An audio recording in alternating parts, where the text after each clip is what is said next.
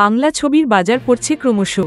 বাংলাতেই দর্শকরা তেমন দেখতে আসছেন না বাংলা ছবি, সেখানে রমরমিয়ে চলছে হিন্দি, এমনকি দক্ষিণী ছবিও।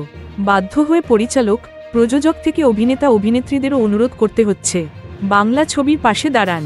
কিছু ছবি বক্স অফিস কাঁপালেও অধিকাংশই দর্শকের অভাবে কয়েক সপ্তাহেই বিদায় নিচ্ছে প্রেক্ষাগৃহ থেকে। আবার এই বাংলা ইন্ডাস্ট্রিতেই দেখা যাচ্ছে এক ভিন্ন ছবিও।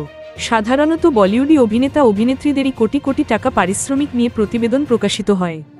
তবে জানলে অবাক হবেন, বাংলাতেও এমন একজন অভিনেতা রয়েছেন যিনি এক একটি ছবিতে অভিনয়ের জন্য 1 কোটি টাকা পারিশ্রমিক নেন। না, তিনি প্রসেনজিৎ, জিৎ কিংবা দেব নন। বাংলার পাশাপাশি হিন্দি ছবিতেও দীর্ঘদিন ধরে রাজত্ব করেছেন তিনি। কথা হচ্ছে মিঠুন চক্রবর্তীর বিষয়ে। বাংলা থেকে হিন্দি সর্বত্রই নিজের অভিনয়ের জলবা দেখিয়েছেন তিনি। কিন্তু ইদানিং বাংলা ছবির দর্শক যেভাবে কমছে তার কারণ কি? খামতি কোথায় রয়ে যাচ্ছে? উত্তরে মিঠুন স্পষ্টই বলেন, আমি 1 কোটি টাকা পারিশ্রমিক নিই। বাংলা ছবির বাজেট এখনও এই অঙ্কের উপরে উঠতে পারল না। উন্নতি আর কোন দিক দিয়ে হবে? মিঠুন বলেন, 14-15 দিনে যে ছবি তৈরি হয়ে যায় তার বাজেট আরেকটু বাড়িয়ে যত্ন নিয়ে ছবি তৈরি করলেই তা সফল হতে বাধ্য।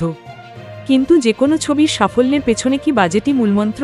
তা অবশ্য বলছেন না মিঠুন। বাজেটের সঙ্গে যেটা সবথেকে বেশি জরুরি সেটা হলো গল্প। মহাগুরুর কথায়, বাঙালি দর্শক বরাবর পারিবারিক ছবি দেখতেই পছন্দ করেন। সূক্ষ্ম অনুভূতির সঙ্গে কৌতুকরস সঠিকভাবে মেশাতে পারলেই কেল্লা ফতে। তবে চলবে ছবি। একই ফর্মুলায় তার সন্তান, প্রজাপতি, রমতো ছবি হিট হয়েছে। এরপর শ্রীমান ভার্সেস শ্রীমতী ছবিতে দেখা যাবে মিঠুনকে।